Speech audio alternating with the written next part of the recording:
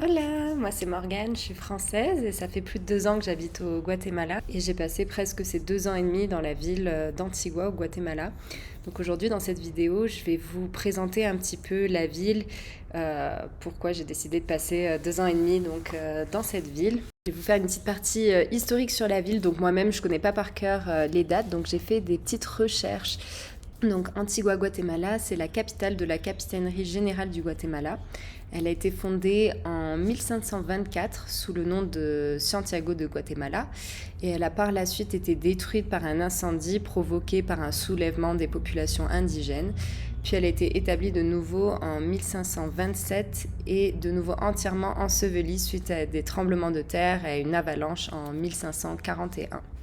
Donc la ville, elle a survécu à des catastrophes naturelles telles que des inondations, des éruptions volcaniques et d'autres graves dommages jusqu'en 1773, lorsque des tremblements de terre de Santa Marta ont détruit la plus grande partie de la ville.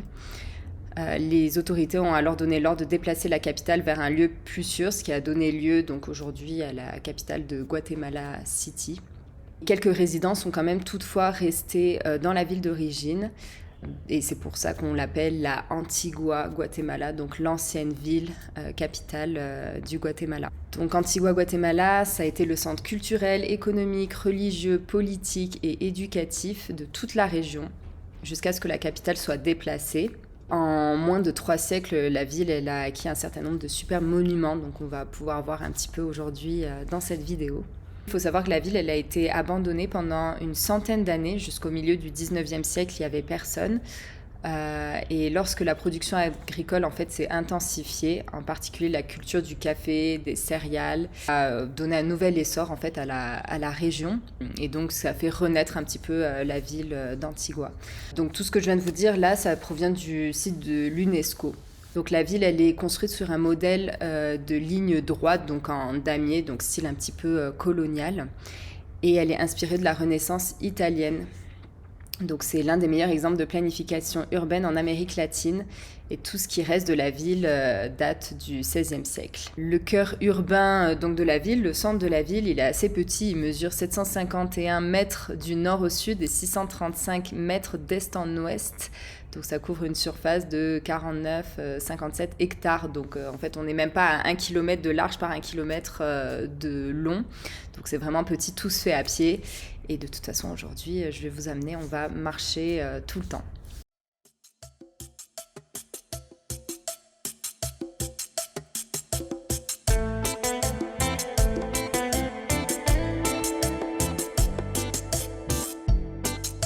Premier arrêt shopping avec ce vintage shop devant lequel je passe presque tous les jours et qui est sur ma route pour aller au centre-ville. Comme beaucoup de magasins de ce genre, c'est pas très bien organisé, donc il faut avoir la patience de fouiller pour trouver ces petites pépites.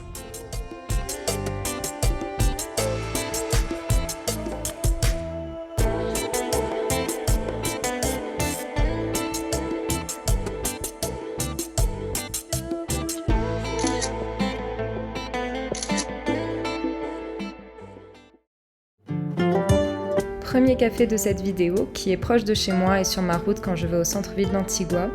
C'est un café assez petit avec un style artistique assez marqué, un peu absurde je dirais, et des plantes partout, ce qui en fait un endroit super cosy pour retrouver ses amis, pour papoter.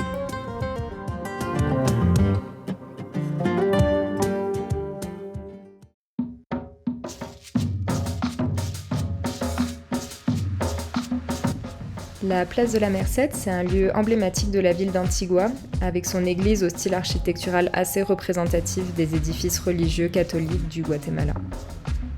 On peut visiter l'intérieur de l'église avec sa cour intérieure et cette grande fontaine qui joue avec les formes et les hauteurs.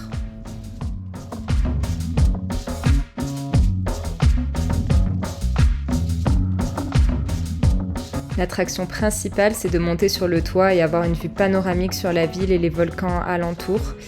En face, on voit le volcan Agua. Et puis un peu plus loin, là sur la droite, on peut apercevoir donc les 2 volcans Fuego et Acatenango.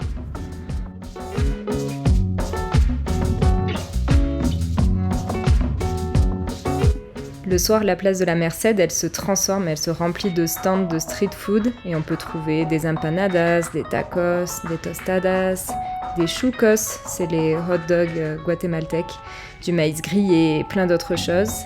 Moi personnellement, je prends 2 tacos de papas, c'est des tacos style empanadas fourrés à la pomme de terre avec du guacamole, du chou mariné, des oignons, de la coriandre, du fromage. Et tout ça pour 30 quetzals, ça fait à peu près 3,50 €, donc c'est 15 quetzals chaque tacos.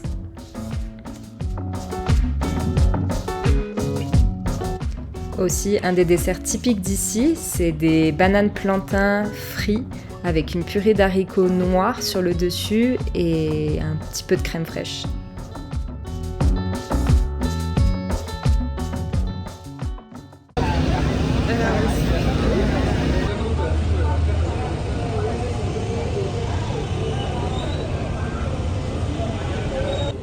Et puis, comme toute bonne nourriture de rue, on mange debout ou assis sur les marches de l'église. On continue notre traversée de la ville par la rue de l'Arche. La Calle del Arco, c'est un des axes de référence de la ville. Et le cadre, il est juste parfait avec le volcan Agua en fond, surtout quand il fait grand soleil comme aujourd'hui. Juste à côté de l'Arche, il y a un de mes vintage shops préférés. Il faut savoir qu'il est là, hein. C'est tout petit, mais j'arrive toujours à repartir avec des vêtements et des accessoires. Par exemple, ce corset blanc, ça faisait longtemps que j'en cherchais un comme ça.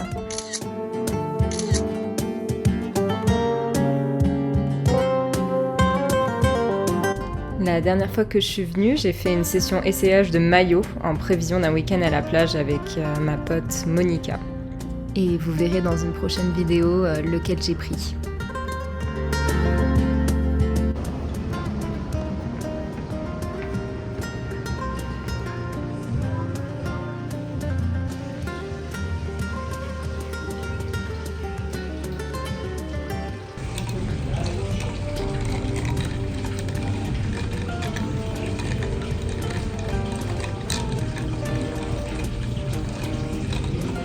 C'est un café dans lequel j'aime bien venir bosser parce que c'est chill, il n'y a pas grand monde, on entend le bruit de la fontaine, il n'y a pas trop de musique.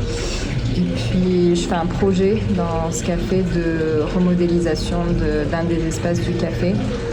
J'ai rendez-vous là juste après avec le propriétaire donc, du café pour lui montrer les plans, un petit peu les designs, ce que j'ai proposé. Je vais vous montrer comment c'est actuellement et un peu la vision de ce que ça sera donc, après.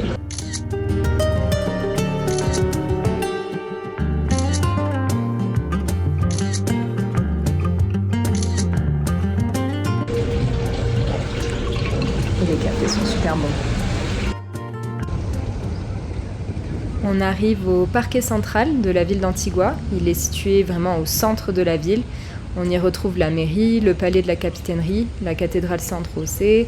Personnellement, c'est plutôt un lieu de passage pour moi ou un point de rendez-vous avec des amis, mais pas vraiment un parc dans lequel je vais m'asseoir et rester.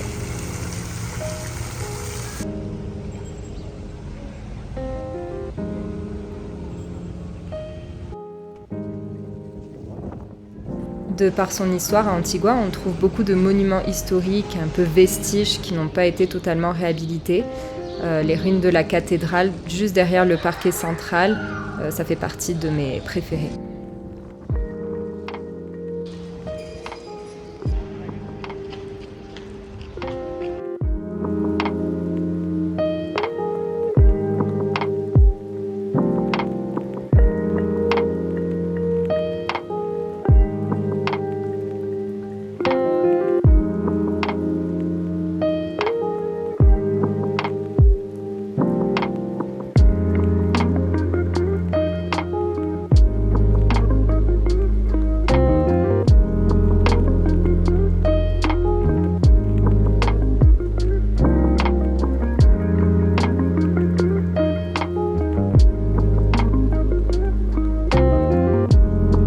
Je crois que c'est le café dans lequel j'ai passé presque toutes mes après-midi de travail en 2024.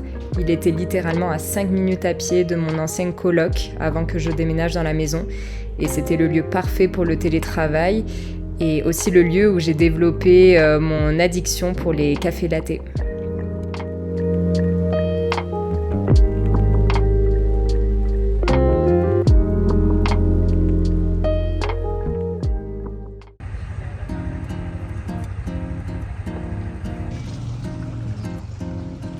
Le parquet de la Union, c'est mon parc préféré à Antigua.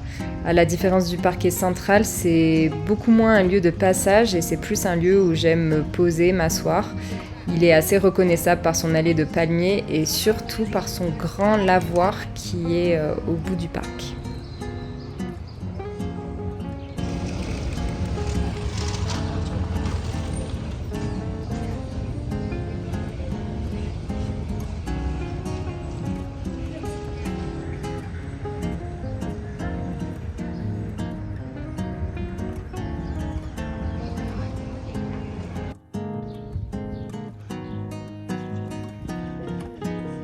S'il faut en choisir qu'une, pour moi, ça serait les ruines de Santa Clara, avec ses vieilles pierres et le jardin qui est super beau, bien entretenu et fleuri. Ici, on est dans mes ruines favorites, c'est les ruines de Santa Clara. Première fois que je suis venue ici, pour la petite anecdote, je me souviens que je me suis dit que si un jour je devais me marier, mon rêve, ça serait de me marier ici, dans ces ruines-là, les ruines de Santa Clara, parce qu'elles sont juste splendides et magnifiques. Mais c'est un lieu qui est très prisé justement pour les mariages, hein, et puis ça coûte un petit peu cher, donc je pense que ce souhait ne se réalisera jamais.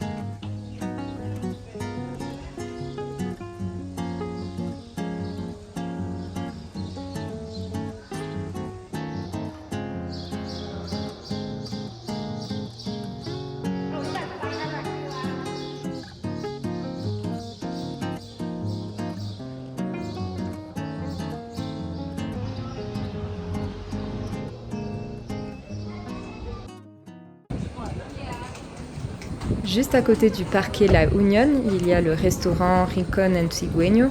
Je pense que vous commencez à me connaître et que quand je mange à l'extérieur de chez moi, je vais plutôt dans les comedors du marché ou à la Merced pour la street food. Ici, c'est un peu l'entre-deux du comedor du marché et du restaurant de quartier. J'ai un régime essentiellement végétarien, mais j'avoue que quand je viens ici ou quand je mange à l'extérieur, je prends du poulet. Là, j'ai pris un petit pépienne.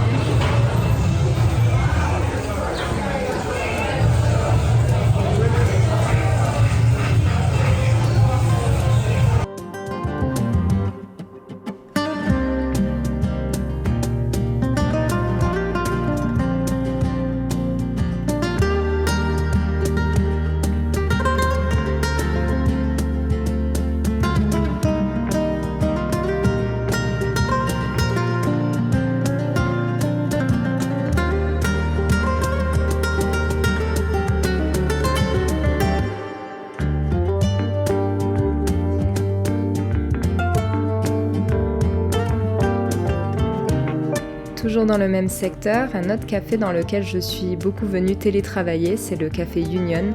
J'aime le style un peu chic bohème de ce café et les espaces y sont assez propices pour le travail. Leurs cafés sont bons et j'aime aussi particulièrement leurs smoothies qui sont énormes et super consistants.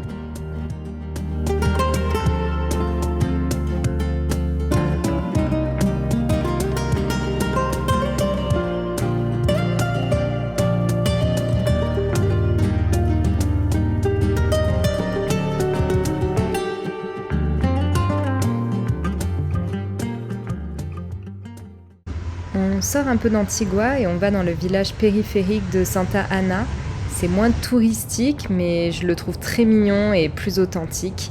Et depuis ce village, on peut atteindre des chemins pour faire des petites balades dans la nature.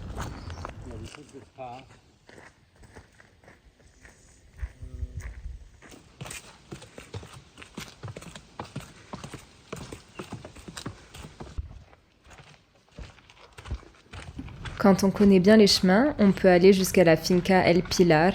Quand il fait chaud et la fin de semaine, c'est un endroit vraiment cool pour venir se poser et sortir un petit peu de la ville.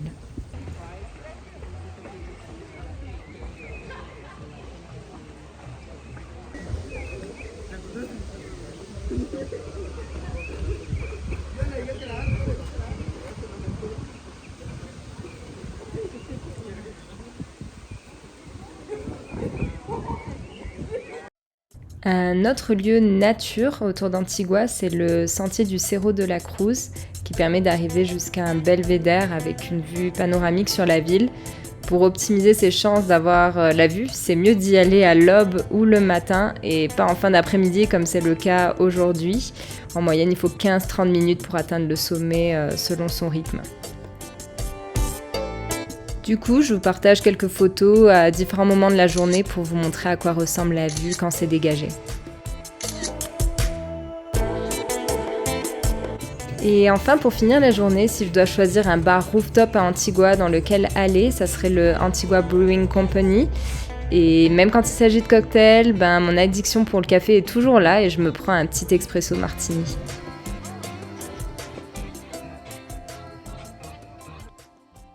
J'espère que vous avez passé un bon moment devant cette vidéo, que ça vous a donné envie de visiter le Guatemala et notamment la ville d'Antigua. Moi, je vous laisse ici, je vous souhaite une bonne journée, une bonne soirée et je vous dis à bientôt pour une prochaine vidéo.